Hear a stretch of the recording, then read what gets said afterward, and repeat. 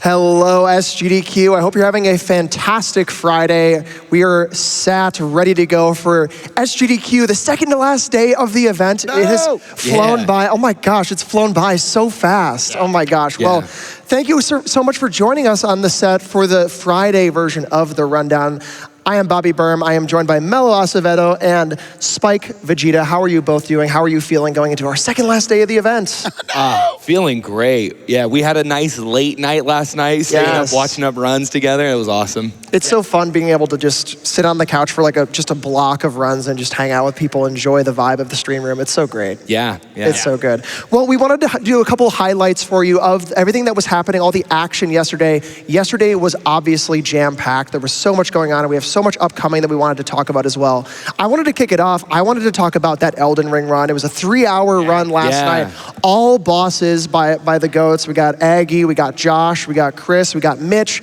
They absolutely killed it. I think we almost raised $100,000 in a few hours. It was amazing. It was such a great run.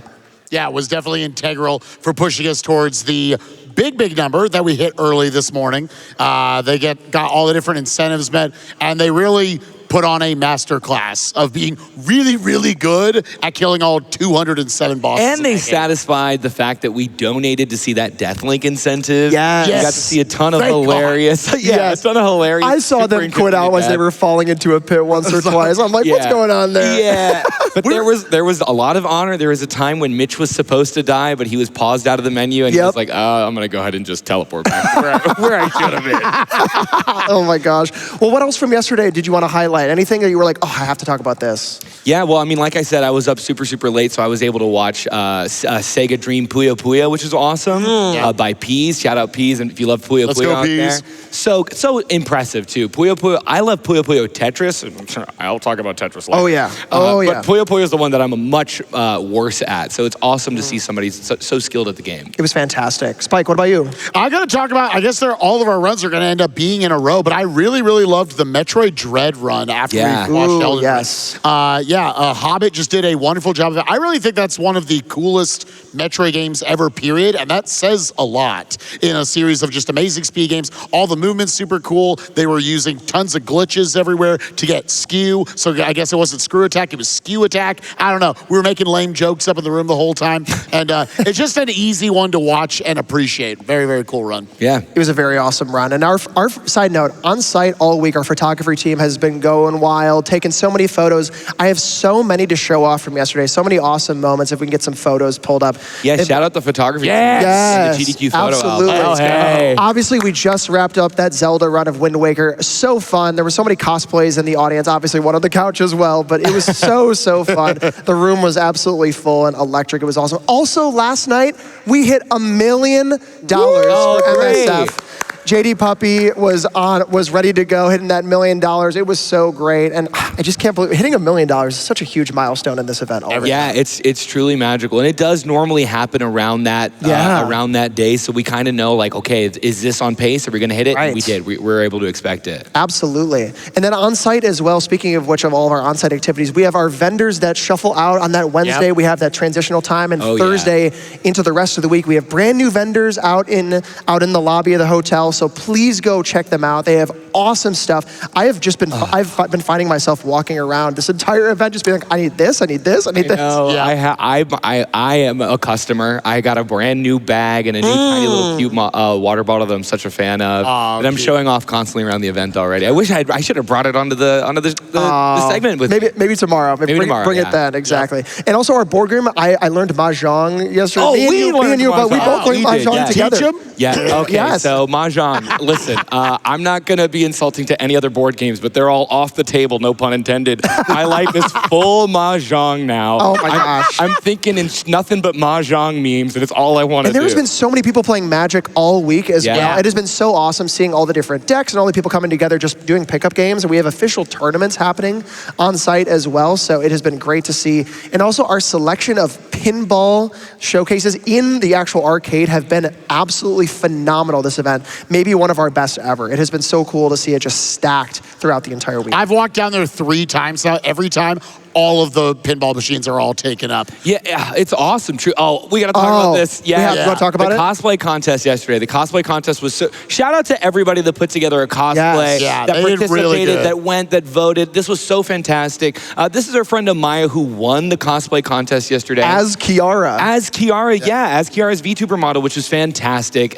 I think the fun fact about this is that this cosplay took over 200 hours. What? Yes. I did not know That's that. what she said. To put Oh together my in full gosh. detail. So congratulations on her win there. Yeah, massive, on the massive first win. ever GDQ cosplay contest, hopefully first of many. For hopefully first of many, yes. So I'm really excited to see. There were so many. I could show off 10 different photos of all the different cosplays. There was even somebody there as Carl from Dungeon Crawler Carl. I was like, what? I wish I could show all the photos of everyone who participated. It was so excellent. There was also an official poker tournament. There was a fundraiser as well that was happening yesterday. I was hearing call-outs left and right of like, come on, get your seat at the table. It was so cool. That's a classic. The GDQ poker tournament goes all the way back to, I believe, like 2013. Wow. And the winners always then, donated towards something here at GDQ. But like this is one of the big events. If you come to GDQ, you can be a part of that. Right, and like as the years have gone on, as the events have grown, like they have more formalized and become more official tournaments now that we have. We didn't have that table, dog. Exactly, right. It was a plastic table. That's Yeah, right. set it up, get it ready to go. And while I was sitting at the automatic mahjong table, and all the that table is so sick. It's awesome. sick. But I was hearing the call-outs from the poker tournament where there's another player named Mello, and they were like, oh, Mello, yeah. Mello, You were where like, are you at? And I was you're like, where am I? I'm trying to get my Ricci. I didn't know I bought into this. Also, speaking of pinball, holy crap. Total nuclear annihilation yesterday. Wow. Doing a speed run on a pinball machine is just phenomenal. The room was stacked.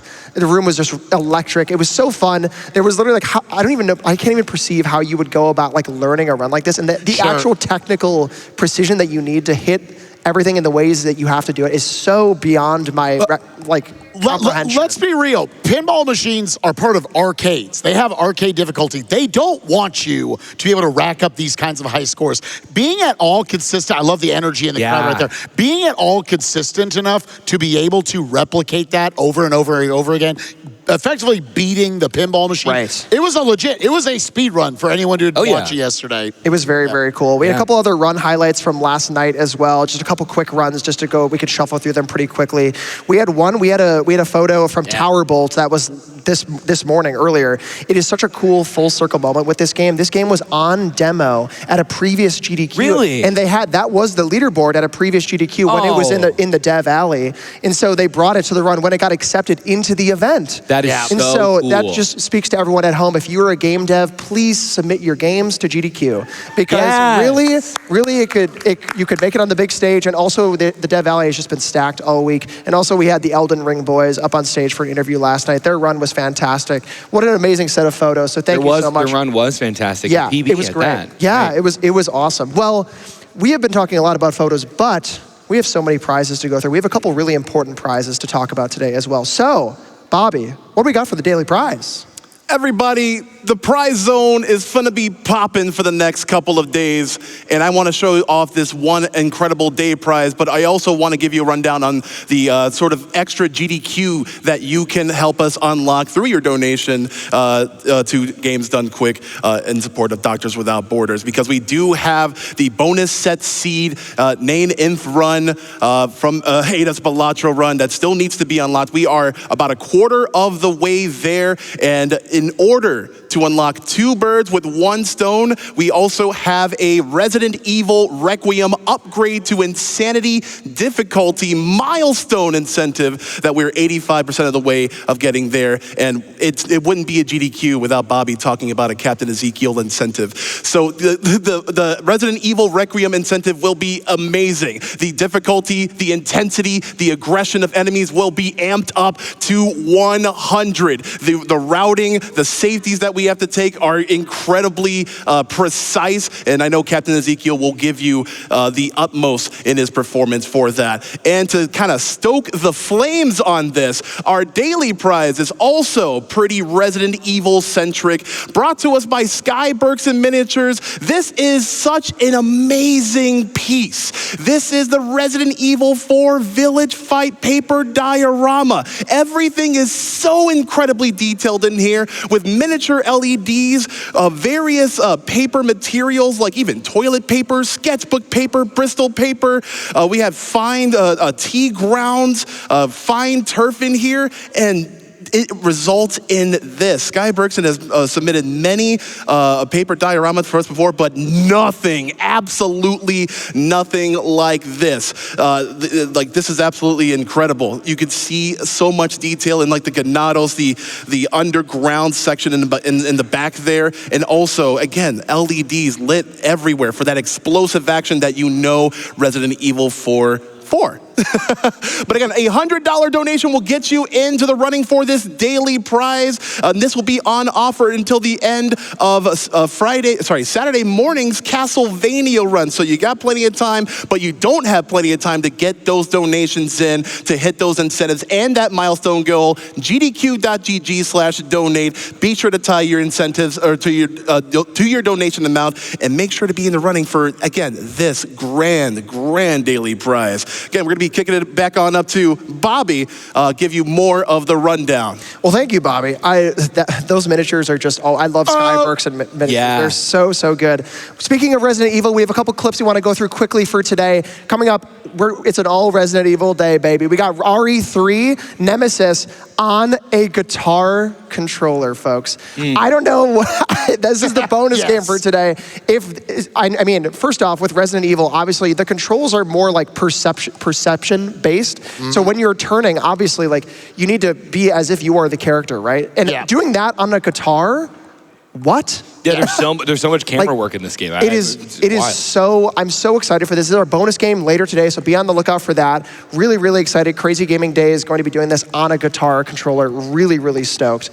Spike, what do you got coming up for today? Then we got Yellsrig going to be part of our NES block, is going to be bringing us Gauntlet. Yellsrig is one of the absolute goats of just NES speedrunning in general, with so many different games brought to us. And this is a fast-paced, just a dungeon crawler right here. And of course, it's classic NES difficulty. All these games are always going to be ball busting, and Yellsrig always knows how to bring it and give really amazing commentary on top of that. Yellsrig, literally known as one of the best people at explaining quite literally what's going on. I'm still in love with a lot of the submissions he's made to GDQ over the years, where like he'll go through and like super explain all of it and really sell to the games committee. This is why this run needs to be in this marathon. If this looks awesome right here, then make sure to check it out tomorrow morning with a great NES block. So stoked. Mello, what do you got? Tetris. Yes. Tetris.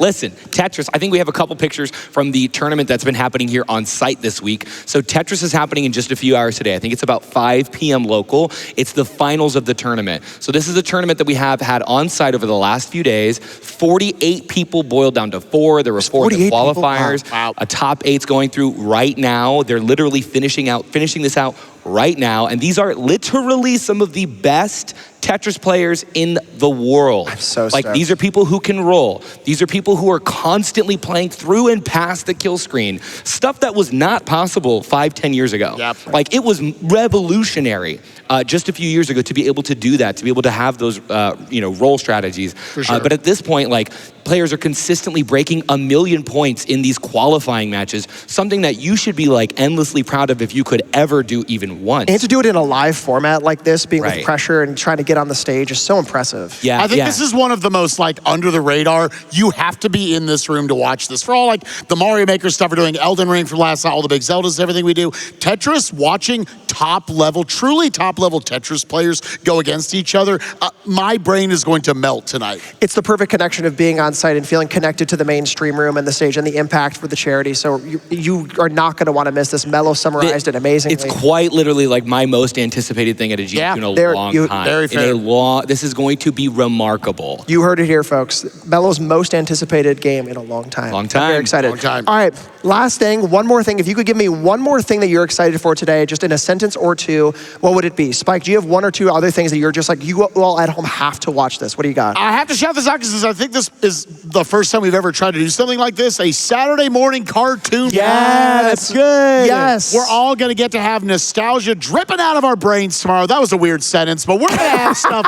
Tomorrow's with stuff like SpongeBob SquarePants. You got Scooby-Doo in there, and you got Ed, and Eddie. 3 of my childhood favorites. Let's make it happen tomorrow morning. It's going to be a good It's going to be awesome. Mello, what are you looking forward to? What else? I don't know if it's before or after, but it's really closely connected to the Saturday morning cartoon block, which is Pizza Tower. Oh, Pizza yeah. Tower. Oh, yeah. Yeah, we got... I think it's literally right after. I think it's right after. Yeah, it's a 2-player. I think it's control swap, no major glitches, so that's very exciting as well. That's awesome. And then the last thing for me, card game block coming up. We got Slay the Spire 2. It's going to be awesome. And we also have ADF's Balatro run as well. I'm such a card guy. We're going to see a non-inf. He's literally, I mean this literally, going to break the score of the game live with a randomized seed, as well as Bobby described this perfectly before. We're also going to get that set seed non-inf run as well. We are a quarter of the way there. Do you want to see 2 runs of Balatro? Yeah. Yes. Or 1. I think the answer to that is always 2. So please get those donations in. Thank you so much for joining us today for the Friday Rundown. We have so much more GDQ left, but also keep your eyes glued to the screen. We don't have that much, but we have so much more at the same time. So please get your donations in, and we'll see you on the other side. Take it away. Thank you so much.